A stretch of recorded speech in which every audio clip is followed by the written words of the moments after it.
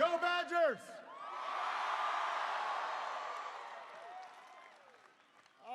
First of all, I've got to just point out that some members of the Badgers basketball team are here. They're getting ready for the season coming up. They've invited me to play. So I said after the election, I will be raining down jumpers on them. Actually, I didn't say that. I said I'm getting kind of old. So can everybody please give Katie an unbelievable round of applause for that great introduction. We've got one of the finest men I know, as well as a great United States Senator, Herb Kohl, here.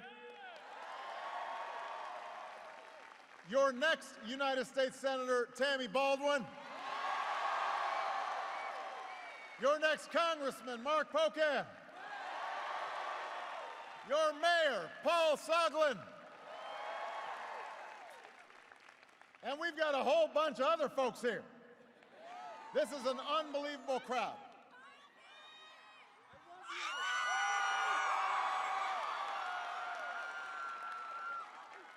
I've been told this is good practice for Halloween on State Street. But there's something that you've got to do before then. Madison, you've got to vote.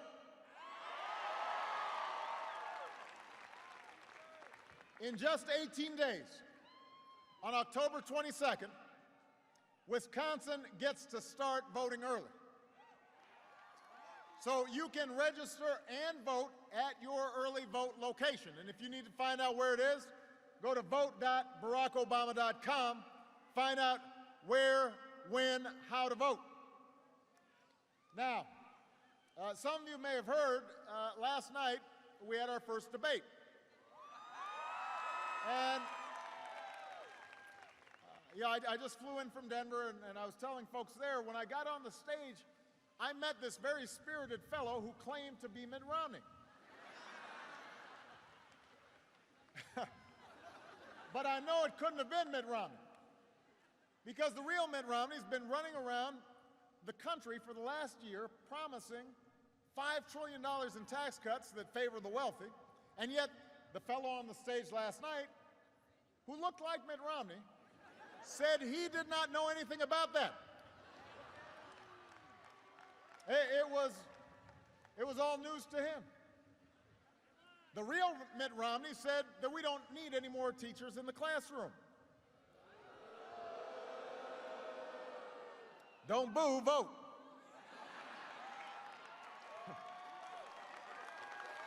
But the fellow on stage last night, he said he loves teachers. Can't get enough of them. The Mitt Romney we all know invested in companies that were called pioneers of outsourcing jobs to other countries.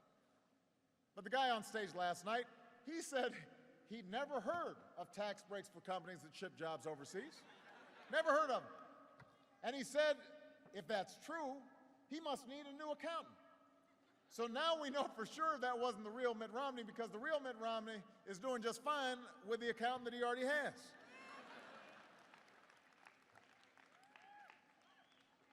Whoever it was that was on stage last night doesn't want to be held accountable for what the real Mitt Romney's been saying for the last year.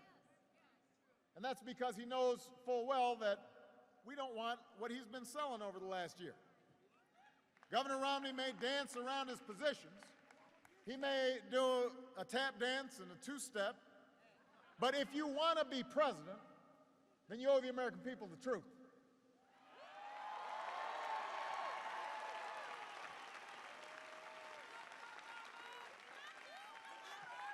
So here's the truth.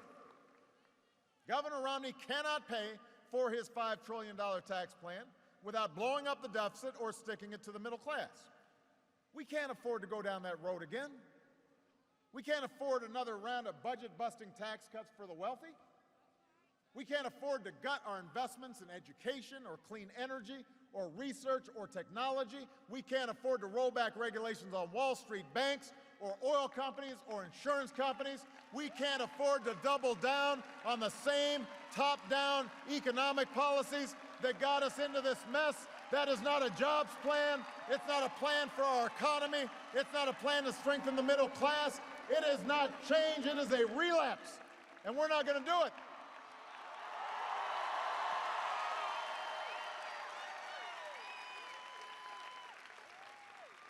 We have been there, we have tried that, we are not going back. We're moving forward. Because I've got a different view. We have a different view about how to create jobs and prosperity. This country doesn't succeed when only the rich get richer. We succeed when everybody has a shot. When the middle class is getting bigger.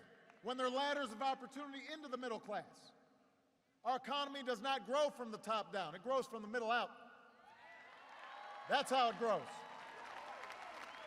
We don't believe that anybody's entitled to success in this country, but we do believe in opportunity. We do believe in a country where hard work pays off and responsibility is rewarded, where everybody's getting a fair shot and everybody's doing their fair share and everybody's playing by the same rules.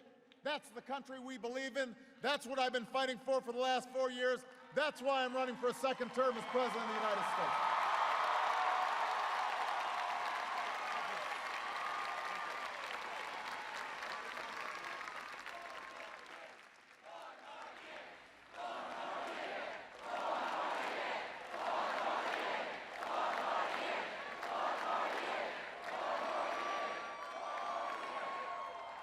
Madison, what we are rallying around is a new economic patriotism that is rooted in the core belief that built this country.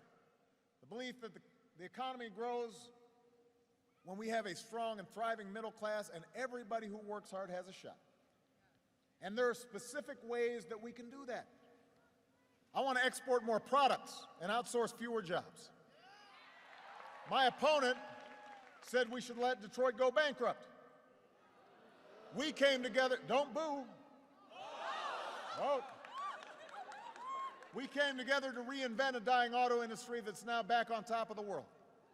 We've created 500,000 new manufacturing jobs. And so we can keep giving tax breaks to companies that are shipping jobs overseas, or we can start rewarding companies that are opening new plants and training new workers right here in Wisconsin, right here in the United States of America. That's what we need to do. I want to help big factories and small businesses double their exports, create 1 million new manufacturing jobs. You can make that happen, but you're going to have to vote. I want to control more of our own energy. You know, after 30 years of doing nothing, we raised fuel standards so that by the middle of the next decade, your cars and trucks will go twice as far on a gallon of gas. That's good for your pocketbook. That's good for our economy. And it's also good for our environment. You know, we've doubled the amount of renewable energy that we generate from sources like wind and solar. Thousands of Americans have jobs today building wind turbines, long-lasting batteries. Today, the United States of America is less dependent on oil than at any time in nearly 2 decades.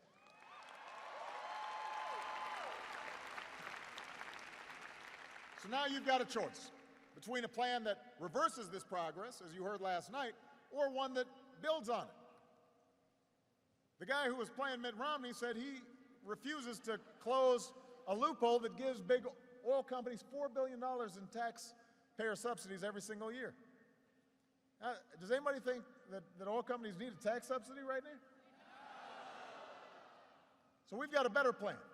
We're going to keep investing in wind and solar and clean coal, and farmers and scientists can harness biofuels to power our cars and our trucks and make our buildings and schools more energy efficient and develop our natural gas that's right beneath our feet. And if we do all those things, we can cut our oil imports in half by 2020.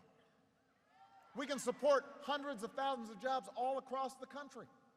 But you're going to have to vote to make it happen.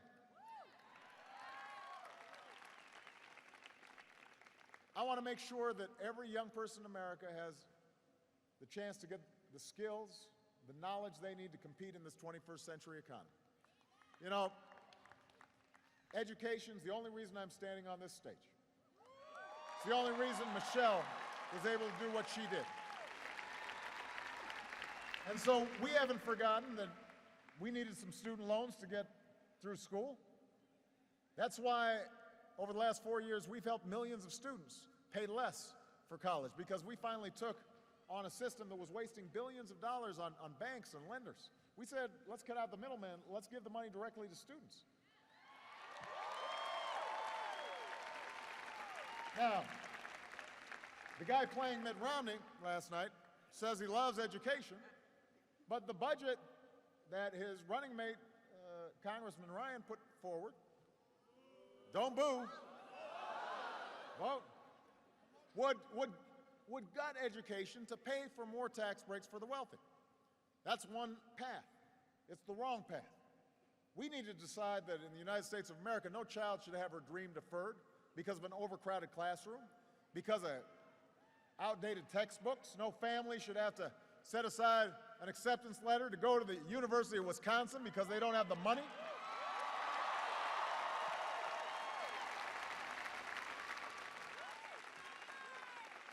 No company should have to look for workers in China because they couldn't find any with the right skills here in the United States.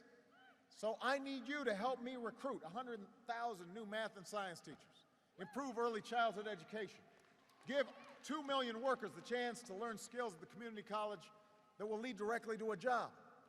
Help us work with colleges and universities like this one to cut the growth of tuition costs so that you guys aren't overburdened with debt when you graduate. That's a goal we can meet. We can choose that future for America.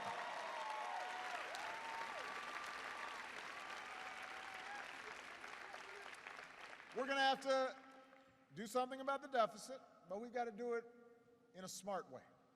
I said I'd cut the deficit by $4 trillion through a mix of spending cuts and higher taxes on the wealthiest of Americans. I've already worked with Republicans to cut $1 trillion in spending. I'm willing to do more. I want to reform the tax code so it's simple and it's fair. But I'm also going to ask the wealthiest among us to pay higher taxes on incomes over $250,000. The same rate we had when Bill Clinton was president, created 23 million new jobs, went from deficit to surplus. And look, the whole economy does well when taxes are kept low for middle-class families and working families, because when you guys have a little extra money in your pocket, you spend it. You have to, on basic necessities. And that means business has more customers. And they make more profits, they then hire more workers. And the economy as a whole begins to grow.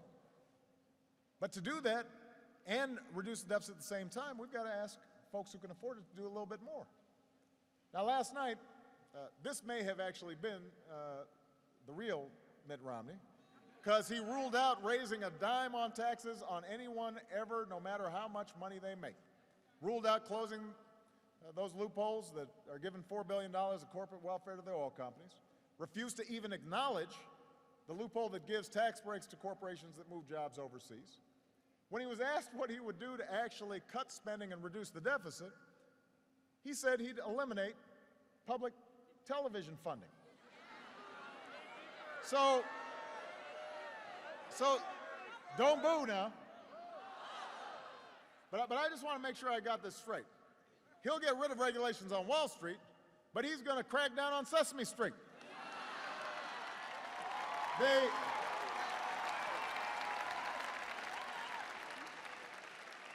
Thank goodness somebody's finally cracking down on Big Bird.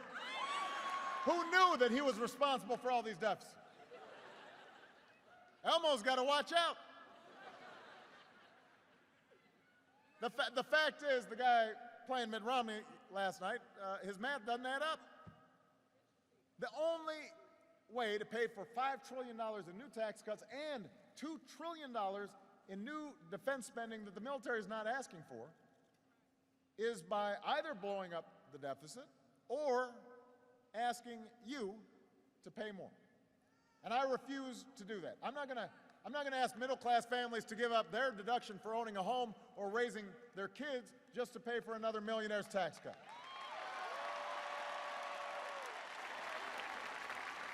I refuse to ask students to pay more for college or kick children out of Head Start programs or eliminate health insurance for millions of Americans to pay for a tax cut we can't afford.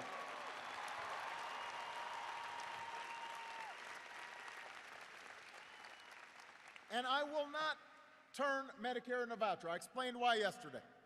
Governor Romney doubled down on this proposal last night, and he is wrong. No American should ever have to spend their golden years at the mercy of insurance companies. They should retire with dignity and the care that they've earned. So we can reform Medicare the right way by reducing health care costs, not by asking seniors to pay thousands of dollars more, and we will keep the promise of Social Security, strengthen it, but we won't turn it over to Wall Street. Now, Madison, we talked a lot about domestic affairs yesterday, but we're going to have a chance to talk about what's happening abroad as well. You know, 4 years ago, I promised to end the war in Iraq, and I did.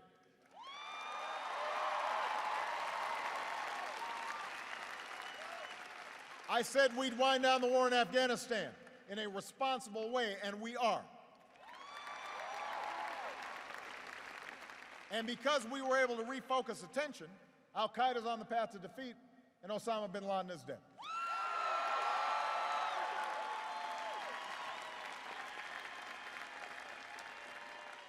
Now, there's still a lot of threats out there. We saw that just tragically in the last couple of weeks. And that's why, so long as I'm Commander-in-Chief, we'll sustain the strongest military the world's ever known. And when our troops take off the uniform, we'll serve them as well as they've served us. Nobody should have to fight for a job or a roof over their heads when they have fought for America's freedom. We will honor that commitment.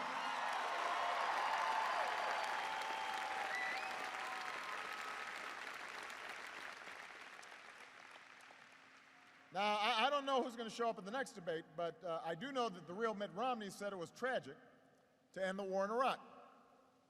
He won't tell us how he'd end the war in Afghanistan. I have, and I will. And I'm going to use the money that we're no longer spending on war to pay down our debt and to put more people back to work, rebuilding roads and bridges and schools and runways. After a decade of war, it's time to do some nation building here at home. That's why I'm running for a second term.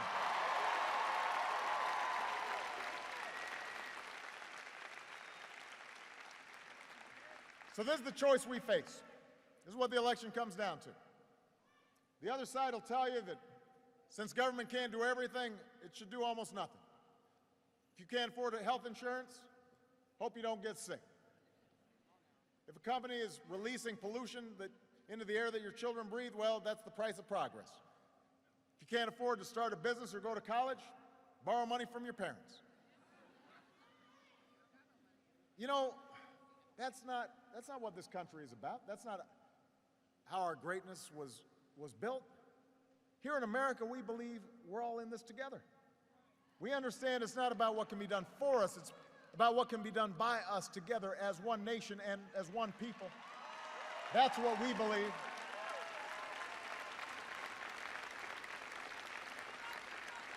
You're the reason the mother in Green Bay doesn't have to worry about her son being denied medical coverage because of a pre-existing condition.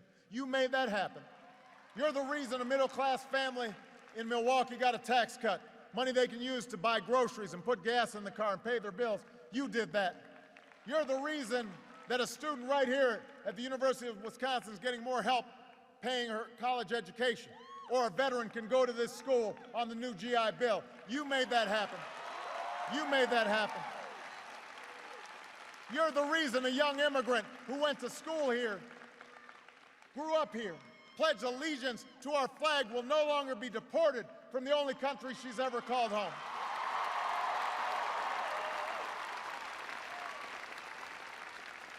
You're the reason an outstanding soldier won't be kicked out of the military just because of who he loves.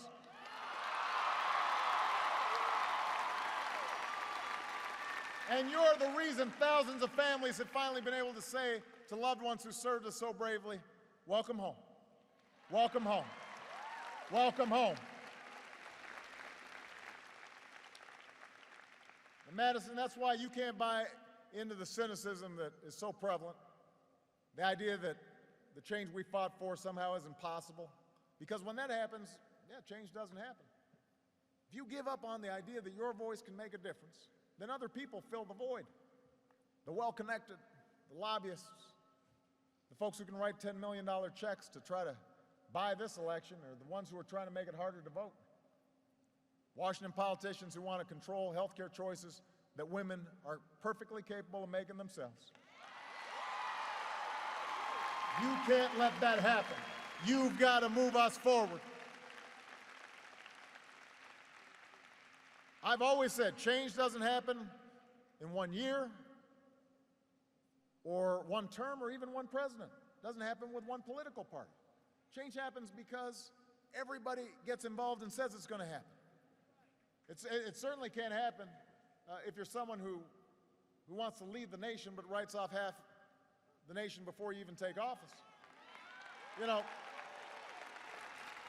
in 2008, 47% of the American people did not vote for me. They voted for John McCain. But on the night of the election, I said to those Americans, I may not have won your vote, but I hear your voices. I need your help. I'll be your president too. And I don't know how many folks will vote for me this time, but I want you to know I'll be with you no matter what. Because I'm not fighting to create Democratic jobs or Republican jobs. I'm fighting to create American jobs. I'm not fighting to improve schools in red states or blue states. I'm fighting to improve schools in the United States. I'm not fighting on behalf of values that are rich or poor or business or worker. I'm fighting for those American values of hard work and looking out for one another, and they belong to all of us.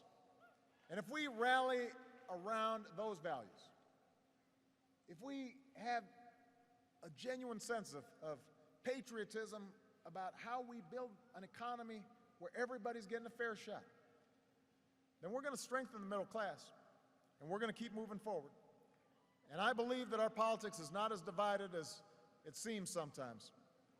I still believe in the American people.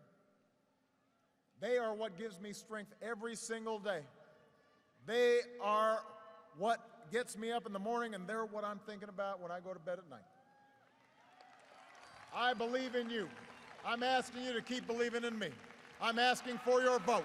And if you stand with me and work with me, we will win Madison again. We'll win Wisconsin again. We will win the election again. We'll finish what we started in 2008 and remind the world why the United States of America is the greatest nation on earth. God bless you, Madison. God bless you, Wisconsin.